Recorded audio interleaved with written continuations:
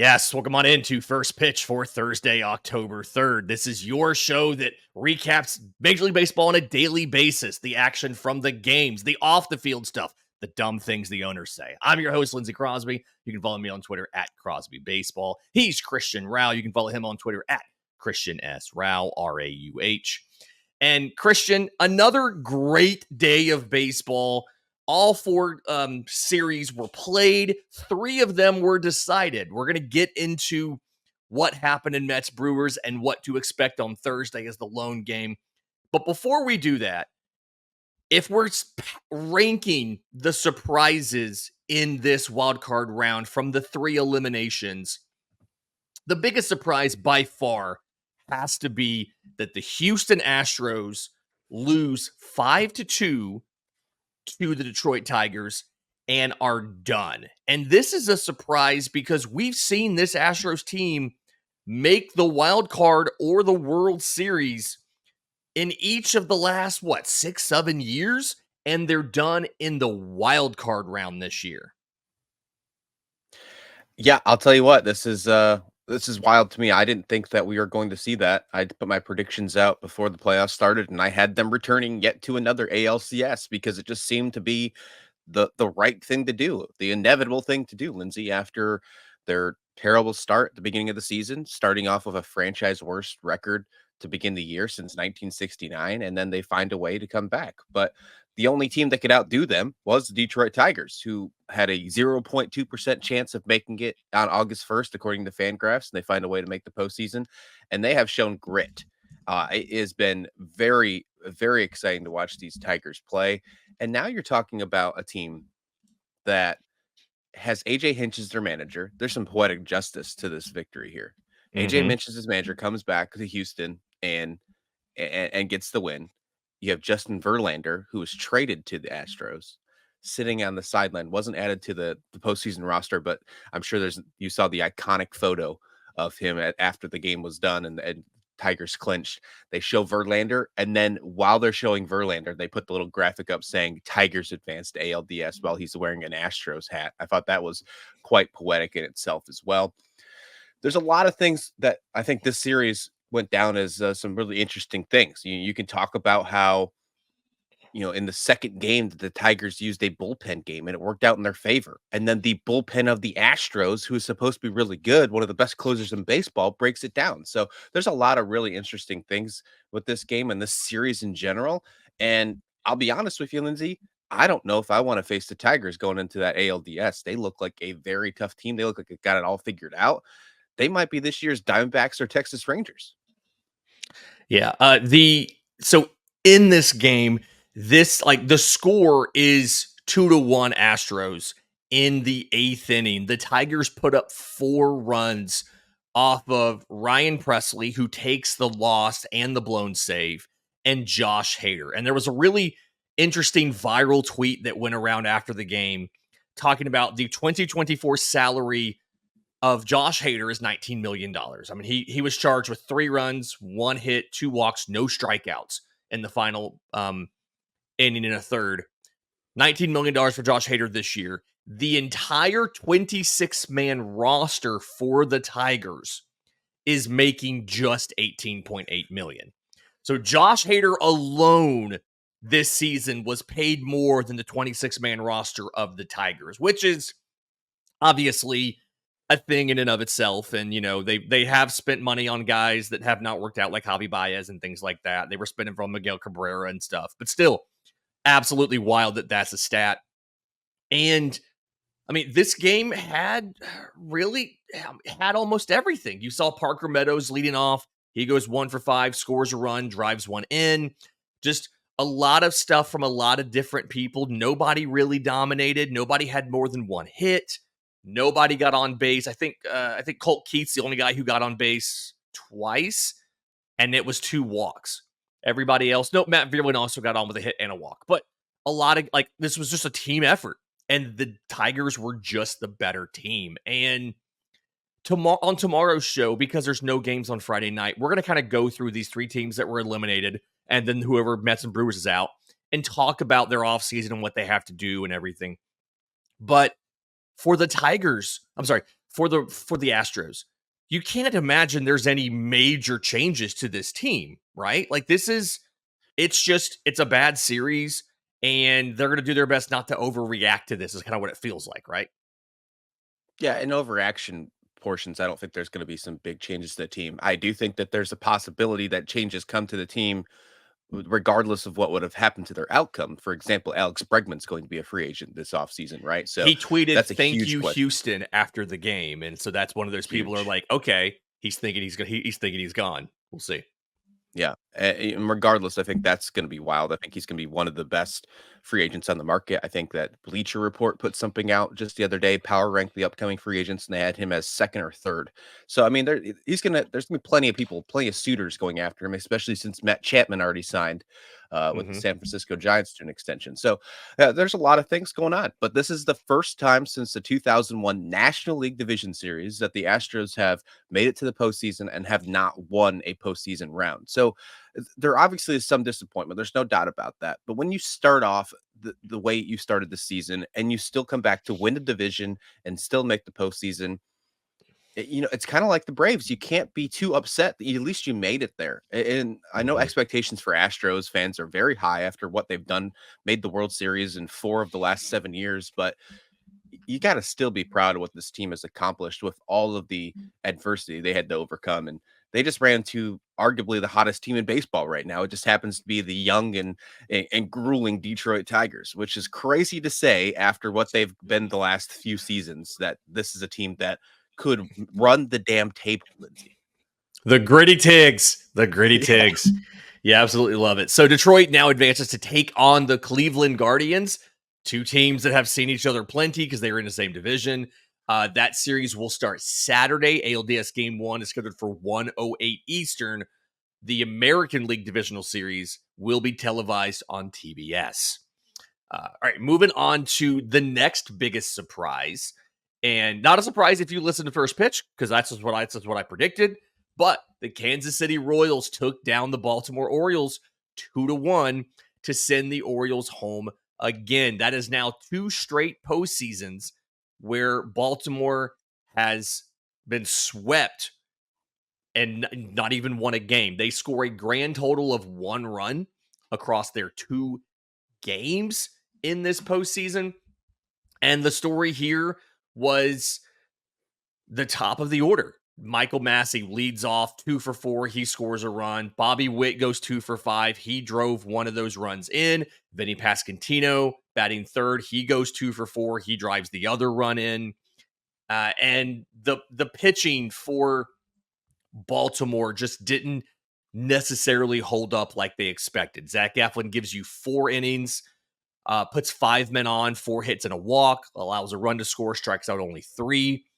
And then Ciano Perez in the bullpen takes the loss, allowing 2 hits and a run in the 6th inning while only recording 1 out. Baltimore finishes with only 6 hits. Baltimore, again, 1 run across the 2 games. Before we get into Kansas City in the next round and what they did, how significant is the shakeup going to be, you think, for Baltimore this offseason? Because it's now 2 seasons of getting into the postseason easily, division title, #1 wild card, and then significantly underperforming when you get there. Yeah, I think that there's going to be some shakeup, but I don't think it's going to be as drastic as some people are expecting. I think we'll still see Brandon Hyde back. I think we'll still see, basically everybody you can think of back. I think what we're going to see, Lindsay, and I hope this is the case because we've been kind of asking for this as baseball fans for the last 2 years in this offseason. And it happened with Corbin Burns, so I guess we could say that. But in the offseason, we are going to get another big deal heading to the Baltimore Orioles. I think it might be to solidify maybe, a corner infield spot like third base, maybe a corner outfield spot. Maybe it's to sign and extend Anthony Santander. Maybe that's the big deal because he's about to be a pending free agent. But regardless of the case, the Orioles have, not done well in the postseason the last 2 seasons. They have not won a playoff game in the last 2 years. They've been swept both times they've gone in. They won 101 games last year. They won 91 this year, but clinched the top wild card spot. There's some issues that need to happen. You can't find they got to find a way to make that next step, and something has to give. They have a great rotation if they're healthy. They have a great young core, but something needs to change. This is their 10th straight playoff loss, Lindsay. And what's crazy, and I think we need to start talking about this more between the Royals and the Orioles, that this needs to be start being a rivalry, not because they both have young cores and they're exciting, but 7 of those last 10 games have come against the Royals. 7 of those Baltimore last has 10 yeah, it's insane. Baltimore has had their number. And the offseason for the Orioles is going to be fascinating. They have, I believe it's an MLB high 15 arbitration eligible players. You already mentioned Anthony Santander will be a free agent, but like Adley Rutschman getting to arbitration for the first time in his career. MLB trade rumors projected him to make $5.8 million in arbitration. Cedric Mullins, 8.7 million projection. Ryan Mountcastle, 6.6. Like this roster, we saw them go a little bit financially out. They signed Craig Kimbrell to a big money deal that did not work out, paying Corbin Burns' salary in arbitration this year. We saw them extend a little bit this season in signings, a thing they haven't really done. Under new ownership, this roster is going to get more expensive. 15 guys in arbitration. The question here is definitely how aggressive are they willing to be in free agency, given that fact, as they try to figure out what they need to push themselves over the top. They have a ton of position player talent. The young pitching talent has not necessarily been as productive at the major league level as they hoped, and now Corbin Burns is potentially walking. Do they make a big trade for a frontline pitcher? Do they try to bring Burns back? Do they go after one of the other pending free agents, a Max Fried, somebody like that? That to me is ultimately probably going to be the determinator, like the determining factor for next season is how aggressive is Baltimore at spending money to improve their roster versus just maintaining a playoff caliber team, but one that can't advance. Yeah, On the when flip you side, look at go ahead. let's say Sorry. when you look at their roster on paper, and it works. Like, it sounds like, okay, this is a team that can win baseball games. There's no doubt about it. When you look at their roster at the beginning of the season, you're like, this is a team Mm-hmm. that can win the World Series. When you looked at Corbin Burns, you looked at Kyle Bradish, Grayson Rodriguez, John Means, all of those guys that were hurt.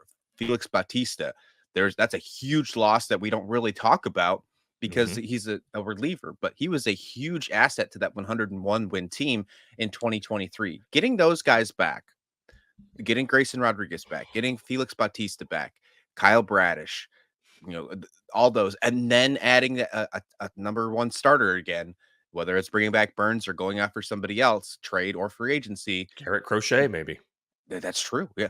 To me, that might be enough for them to say, hey, let's run it back one more time. Let's see what we got because we finally can have a chance to be healthy. And if it doesn't work from here on out, then we need to make one more trade. So I'm going to give Mike Elias one more year to be a little bit conservative with his trades and his prospects because as of right now, we didn't see the full Baltimore Orioles because of all those injuries. So I personally, as I get excited and throw my computer around and bounce up and down with this camera, I personally am going to be a little bit more conservative.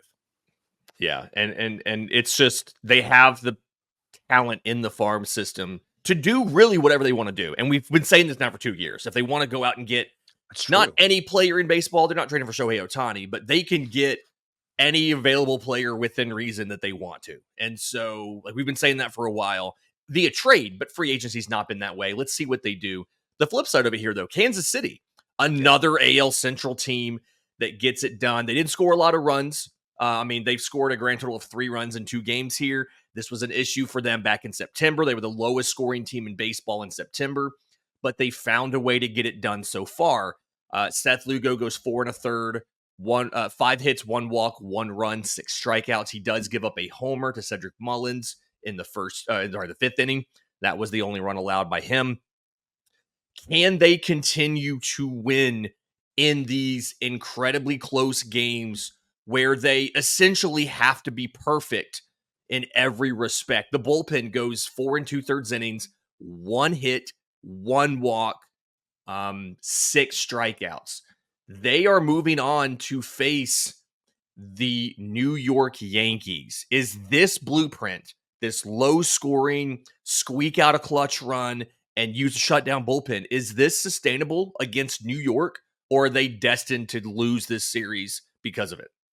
Yeah, their offense is gonna have to step up. There's no doubt about it. But if it becomes low scoring games, which is possible it does, I have faith in this Kansas City Royals bullpen and this pitching staff as well. And they only had to use Reagans and Lugo. You still have guys waiting in the wings that can be ready to go and fresh on Saturday against the Yankees. Can we talk about Lucas Erceg for a minute? Because I think that he might be, and if there might be maybe one player above him, but I think he was the best trade at the deadline for any team. What he has done for this Royals team, he has solidified the back of that bullpen.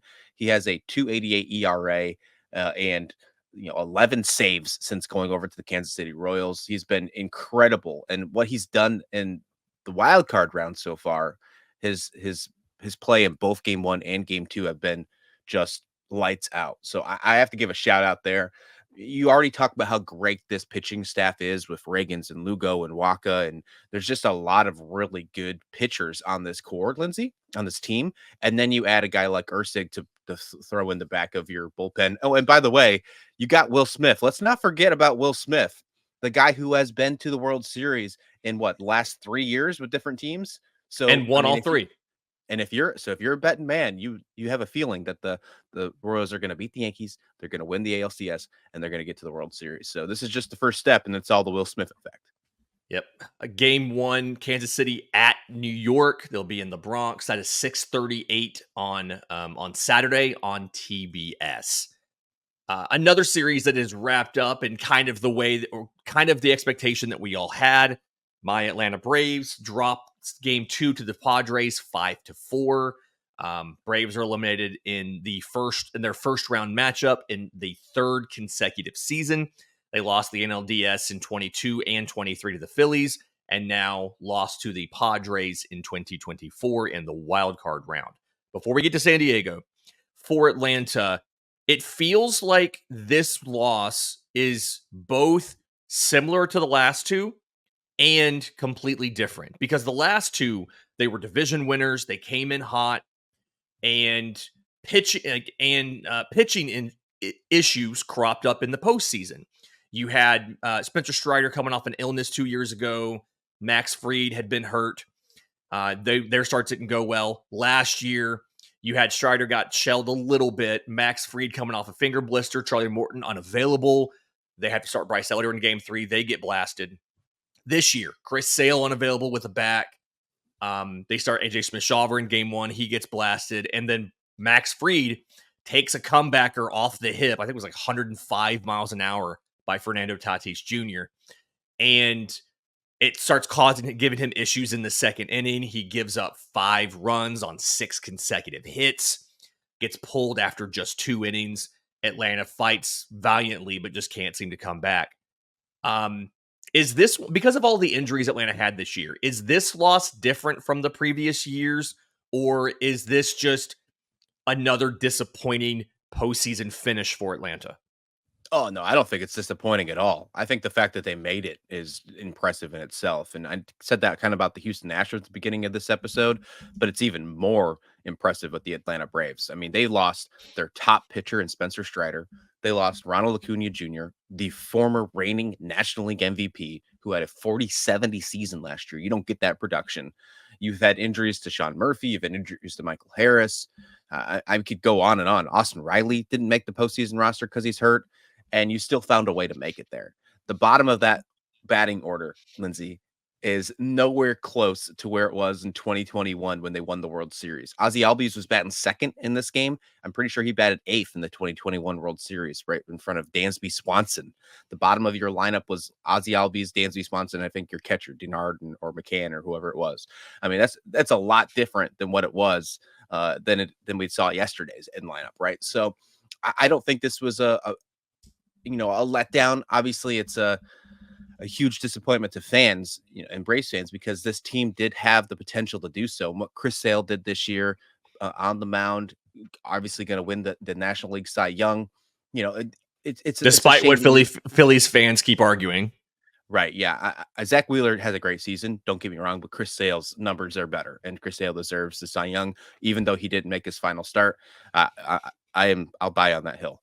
But I do think that you got to hang your hat somewhere with these Braves. And Mhm. to me, it's just making the postseason was good enough. This team will be very good next season, even if Max Fried walks, when Ronald Acuna comes back, when Spencer Strider comes back, you know, Alex Anthopoulos is going to make some kind of big deal. It's gonna be a huge offseason for Atlanta. So I'm not too upset or too worried about them, I guess I should say. But I would have liked to see them make some sort of run because it was a pretty magical story finding them way to get into the postseason. Yeah. OptaStats. This is a stats perform. The company, the statistical company Stats Perform. This was their Twitter account, OptaStats. They put out a thing on Monday that said no other MLB team has made the playoffs in a year where 3 of their opening day starters missed the final 35 plus regular season games on the injured list. They're referring to Spencer Strider, Ronald Acuna Jr., and Austin Riley. And that, I think, in and of itself is a big loss, but that even understates the losses Atlanta had, because I keep throwing this out there all year. Atlanta's opening day lineup got a grand total of 7 innings together. Sean That's Murphy insane. got hurt in the 7th inning of the first game of the year, and that group of players never got all completely back together on the field at the same time the entire season. So to even make the postseason was great. A lot of questions for them. If you're watching this and you want to hear more about that Braves Today podcast, we're going to go into detail on that. One But looking question at the that they don't go have ahead. to answer though is Michael Harris. Michael Harris, it was incredible in the month of September. He was incredible in the postseason run. He was obviously their MVP for the wild card round, even though they didn't Mhm. really make much moves. But him trying to come back last night with that home run in the 8th inning, I believe it was, Yeah. was incredible. And off Adam too, because that Padres bullpen, and I know we're switching over to them. And I think this is a good segue. That Padres bullpen is nasty, Lindsay, and we're set up for. Are we set up for the best divisional series that we could have asked for, Dodgers versus Padres? Because I think that's the greatest rivalry in baseball right now, personally. I think we're getting there. So close the book on Harris. 3 for 4 last night, 2 runs, 2 RBI, triple short of the cycle. Also made a good catch in center field.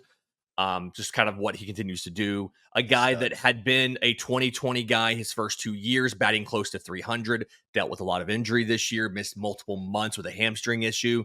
But you could see how getting him back could be huge, and having him hot could be big for this team next year. But Yeah. yeah, moving on to the Padres, we saw kind of a familiar pitching plan here. You know, they go with Jason Adam, they go with Robert Suarez at the end. So Adams got 2 holds. Suarez has 2 2 finished games. Got the save last night and a scoreless 9th inning. One bit of concern though: Joe Musgrove leaves this start after 3 2/3 innings. He was cruising, had allowed 1 hit and 1 run, no walks, 4 strikeouts. But catcher Kyle Higashioka, who hit home runs in 2 straight games in the series, noticed something weird in his windup, took a mound visit, got the trainers to come out. They removed him. San Diego said later it was out of elbow soreness. He's scheduled for an MRI and imaging to figure out what that might have been. How concerned are you about the Padres if they don't have Joe Musgrove available to make a late series start against the Los Angeles Dodgers in this upcoming weekend series? Yeah, it sucks not having Joe Musgrove, but I will say it's very nice to have you Darvish just sitting in your bullpen waiting to go. So uh they'll still be able to have 3 solid starters, with Mhm. Cease, with Darvish, and with Michael King, but losing Joe Musgrove hurts. There's no doubt about it. They asked him during the celebration last night how he felt, and he said, quote, "I'm frustrated, don't know what the future looks like for me right now." So the UCL test came back clean, but as you mentioned, he's getting an MRI tomorrow. He was on the injured list for like the same exact kind of injury. We don't know if it's exactly the same, but he had a bone spur in that same elbow earlier this year. He did say it feels, quote, very different than that bone spur. So I'm not sure if that's a good thing or a bad thing. Yeah, we don't We'll know. find Yeah, we'll find out on that one. But regardless, not a good thing to have Joe Musgrove out. I'm assuming no matter what the case is from the MRI, we will not see him on the NLDS roster. Which is all obviously tough, losing a quality starter like that. And you do feel like you've got good pitchers. You saw what Michael King did. You've got Dylan Cease, who's now available to start game one. The Padres were the one team that really were conservative with their pitching plan here and held out their staff ace and Dylan Cease as a potential game 3 starter if they needed him. You saw everybody else. You saw the Orioles go with Corbin Burns in game 1. You saw the Royals go with Reagans. The Tigers go with Skubal. Everybody else was aggressive with, we want our best pitcher in game 1. The Padres said, we think we can win the series without Dylan Cease throwing, and they did. And so you have to like how their pitching lines up versus LA's pitching, all of the injuries the Dodgers have had. You're looking at, there was a nice long article from MLB.com and StatCast guru Mike Petrello talking about how the Dodgers pitching can get through October. And it was, your starters are Yamamoto, Flaherty, and Walker Buehler. Yamamoto came off, he missed a couple months. He hasn't made a start on less than 5 days rest. He's only thrown 16 innings since he came back. Flaherty had a 2.61 ERA in his first 7 starts. He's had a 6.43 in his final 3 starts. And Walker Buehler, he held the Padres to 1 run in 5 innings on September 26th. He also only got 1 strikeout. And so a lot of questions here. I do agree, jumping ahead a second here, this is probably the most anticipated matchup of the next round, simply because you can see the potential for an upset in this. The Dodgers finished as the 1 seed or the 2 seed. The Dodgers are up there in the seeding. The Dodgers were the number 1 seed. And you can easily see a path for the 4 seed to come in and knock them off in this series. That'll start at 8:38 p.m. Eastern on Saturday. That's game 1. That'll be broadcast on Fox Sports 1. The final game from yesterday, we held this to the end because there's another second game to talk about. Milwaukee Brewers lost game 1. They come back 5-3 to win game 2 and force a game 3. Jackson Chourio hits 2 home runs. He gets Sean Manaea in the first inning. He was leading off, so leadoff homer there. He comes around. He gets an 8th inning homer off of reliever Phil Maton. Garrett Mitchell also hits a home run off of him in that inning. That was a big 3-run inning that gave Milwaukee the lead and gave them the win. If you are New York, are you concerned that we may see the first ever 3-game series won by a team that lost game 1? Yes. And if I'm also New York, I'm intentionally walking Jackson Chourio the rest of the game in game 3. to open game 3, walk him. Regardless of the situation. Yep, I am. Stop the count, by the way. 1750 OPS in his career postseason for Jackson Chourio right now. It's insane. 2 games. That sample size is not. We can't use that. We can't stop use the count. That's what I said. Stop man. the count. Yeah. No, but 2 home runs, 3 RBIs. He's been incredible. I was listening to the Braves radio when I was driving home yesterday, and this game went final, and the Braves announcer said, "This kid is too young to worry about the spotlight or to worry about the momentum or the stress or anything about the postseason." And it's starting to show that way. Only 20 years old, and he's making sure that it's not bothering him at all. The bright lights of the postseason is not bothering Jackson Chourio. He's looking really good. And what a rookie class we have, period. Jackson Chourio right now, you're talking about how great he's in the postseason. He's probably going to finish 4th in the National League Rookie of the Year. It's crazy to think of the rookie class. Jackson Chourio, Jackson Merrill, Paul Skeens in this rookie class. Yeah.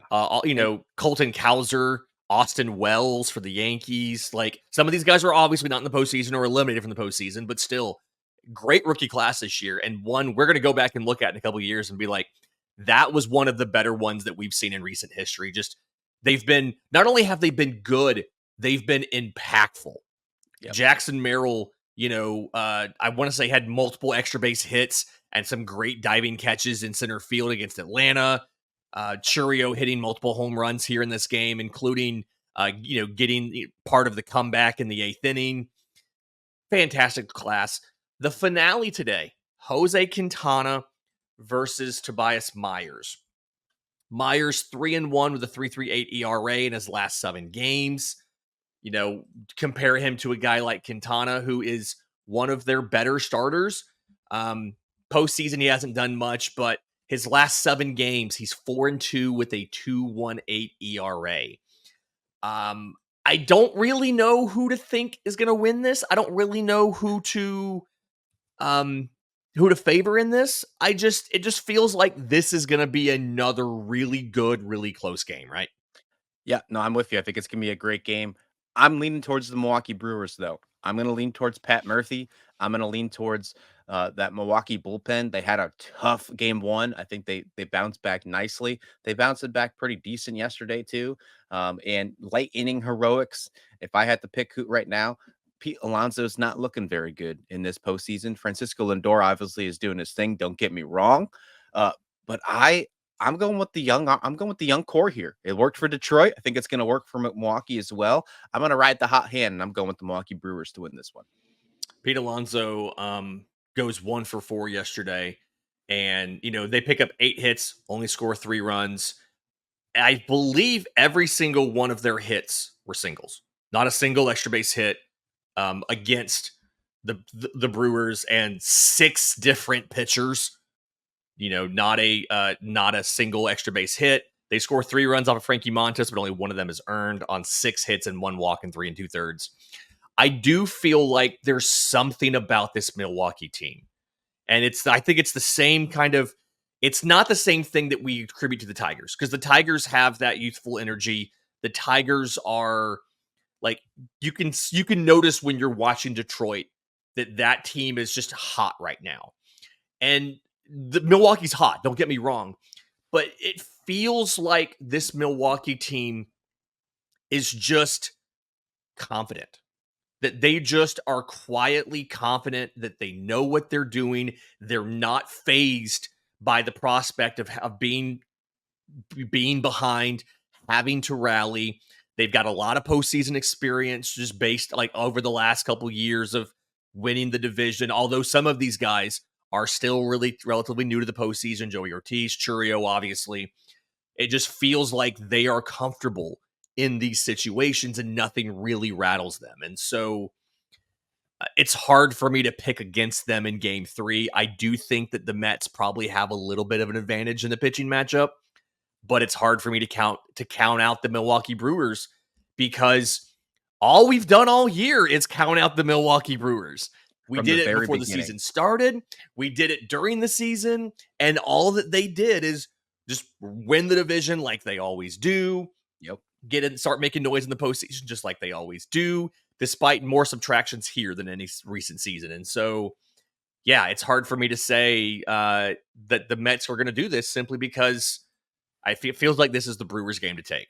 And the prophecy can still be answered, Lindsay. Rhys Hoskins 0 for 7 so far in this postseason. He's just asking to put the Mets to bed in game 3. If he gets one big hit in game 3, puts the Mets away, nobody will care about the other swings and misses or flyouts or whatever. And he'll get to go on Saturday at 4:08 p.m. and take on the Philadelphia Phillies in Citizens Bank Park. This stuff writes itself, people. Yeah, we share the script. This is the way you'd have scripted this up if you were in Hollywood. So, all right. This is, again, that is the only game today. Brewers Mets, 7:08 p.m. Eastern on ESPN. So enjoy that. But if you're listening on audio, do us a favor. Leave us a 5-star review. If you're watching on YouTube, subscribe to the channel. Hit the notification bell so you know when we drop the next episode. And either way, tell your friends that if they missed any of the games or just want a better perspective on what's going on across Major League Baseball, they can go find the First Pitch podcast from Lindsay Crosby and Christian Rauh. Until tomorrow's show, enjoy the game tonight. This has been First Pitch.